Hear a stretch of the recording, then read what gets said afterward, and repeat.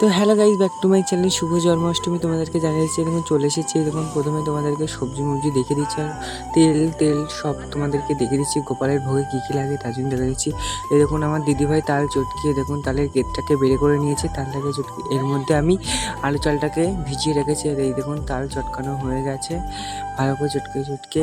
এখন এই দেখুন ময়দাটাকে মিশ্রণ করে এই দেখুন ময়দাটাকে মাখতে তেল চিনি দিয়ে ময়দাকে বিনা লবণ ছাড়া করছে ভালো করে চটকে। দেখুন ময়দাটা ফাইনাল লুকে চলে এসেছে। ফাইনাল লুকে যাওয়ার পরে এবারটা গোপালের ভোগের জন্য সবজি এই দেখুন গোপালের ভোগে 5 রকম ভাজি দেবো। প্রথমেই আলু আমরা কেটে নিচ্ছি, আলু দিচ্ছি, কলা দিচ্ছি, কাঁচকলা, আলু, কুমড়ো, পটল আর বেগুন। গোপালকে 5 রকম ভাজা লাগাবো।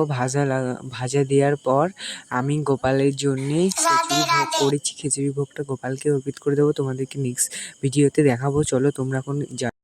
তো দেখুন সব সবজি কাটা হয়ে গেছে। আমার দিদিভাইকে বললাম পটলটা ভালো করে কুচি ডিজাইন করে নে। দিদিভাই ডিজাইনটা করে দিয়েছে। তোমাদেরকে আবার নেক্সট ব্লগে দেখাবো, দেখতে থাকো পুরো।